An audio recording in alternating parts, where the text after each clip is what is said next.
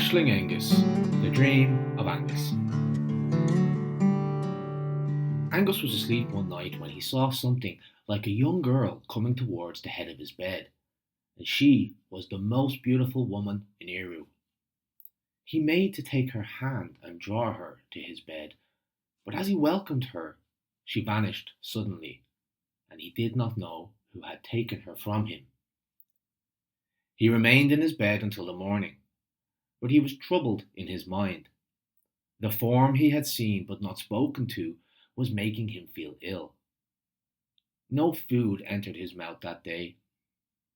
He waited until evening, and then he saw a timpan in her hand, the sweetest ever, and she played for him until he fell asleep. Thus he was all night, and the next morning he ate nothing.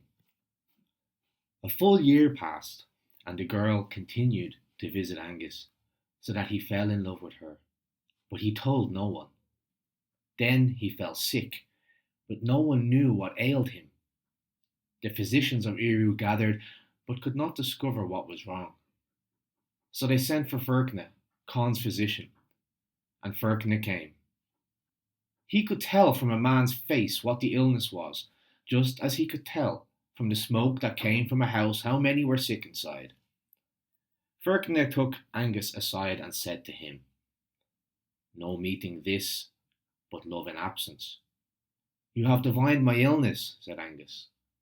"You have grown sick at heart, and you have not dared to tell anyone." "It is true. A young girl came to me. Her form was the most beautiful I had ever seen, and her appearance was excellent. A timpan was in her hand, and she played for me each night." "No matter," said Ferchna. "Love for her has seized you. We will send to Boan, your mother, that she may come and speak with you." They sent for Boan then, and she came. "I was called to see this man, for a mysterious illness had overcome him," said Ferchna, and he told Boan what had happened. "Let his mother tend to him," said Ferchna, "and let her search throughout Eru until she finds the form that her son saw." The search was carried on for a year, but the like of the girl was not found. So Ferchna was summoned again. "No help has been found for him," said Boan. "Then send for the Dagda, and let him come speak with his son," says Ferchna. The Dagda was sent for, and he came, asking, "Why have I been summoned?" "To advise your son," said Boan. "It is right that you help him, for his death would be a pity. Love in absence has overcome him, and no help for it has been found." "Why tell me?" asked the Dagda. "My knowledge is no greater than yours." "Indeed it is," said Ferchna, "for you are the king of the She of Eru. Send messengers to Bove, for he is king of the She of Mumu, and his knowledge spreads throughout Eru." Messengers were sent to Bove then, and they were welcomed. Bove said, "Welcome, people of the Dagda." "It is that we have come for," they replied. "Have you any news?" Bove asked. "We have. Angus, son of the Dagda, has been in love for 2 years," they replied. "How is that?"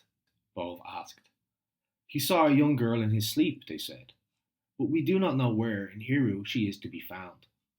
The Dagda asks that you search all Eru for a girl of her form and appearance."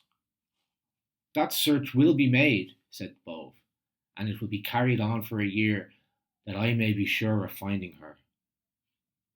At the end of the year, Bove's people went to him at his house in She Arfamun and said, "We made a circuit of Eru, and we found the girl at Loch Beldrachan in Crut Cleach." Messengers were sent to the Dagda then. He welcomed them and said, "Have you any news?" "Good news.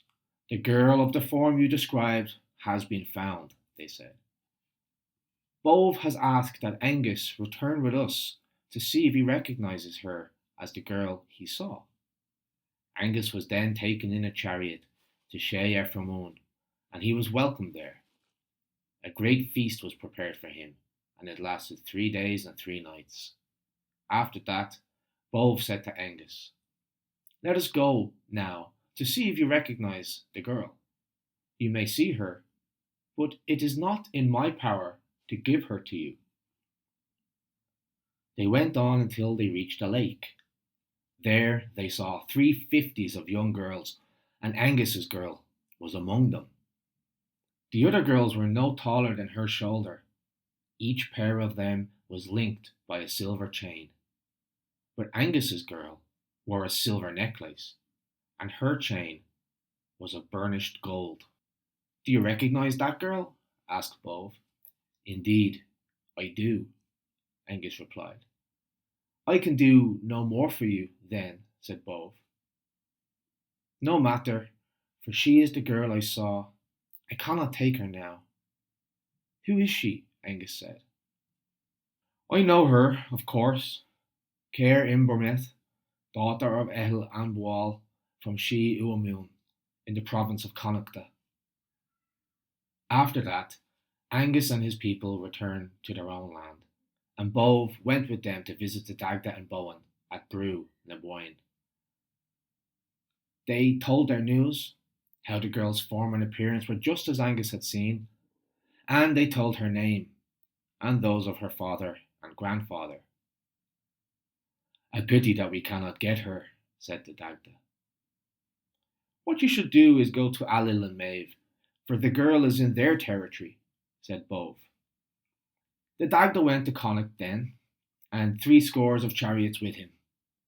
They were welcomed by the king and queen there, and spent a week feasting and drinking. Why your journey? Asked the king. There is a girl in your territory, said the Dagda, with whom my son has fallen in love, and he has now fallen ill. I have come to see if you will give her to him. Who is she? Ailill asked. The daughter of Ehil Anbual, the Dagda replied. We do not have the power to give her to you, said Ailill and Maeve.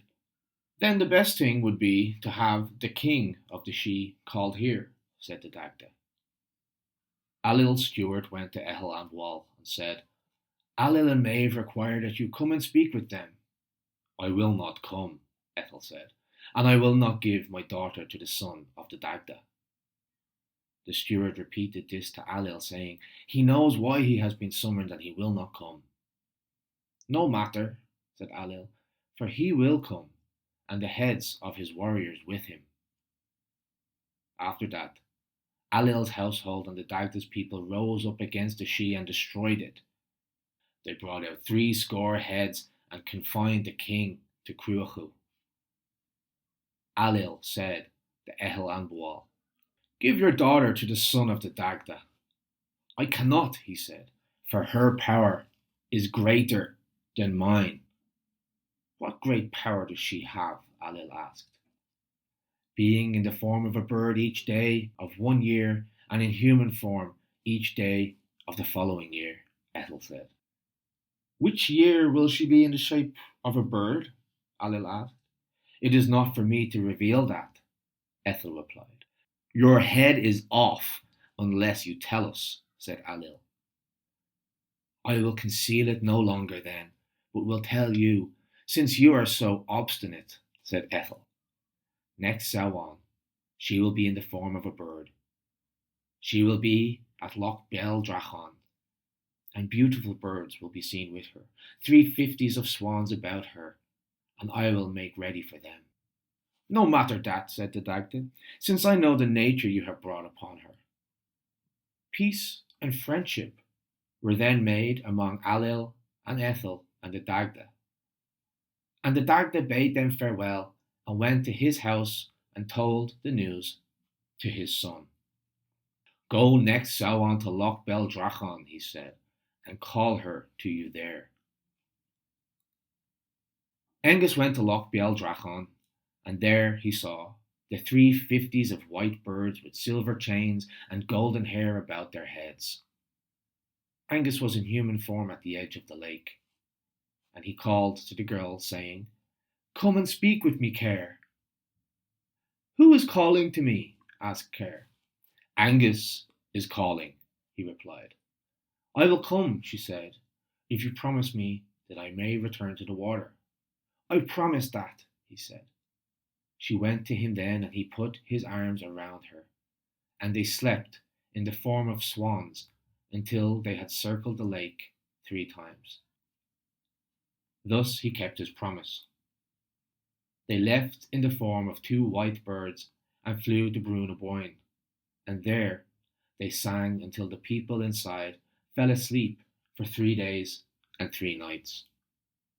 The girl remained with Angus forever after that, and it is how the great god of love and youth found his own true love forever.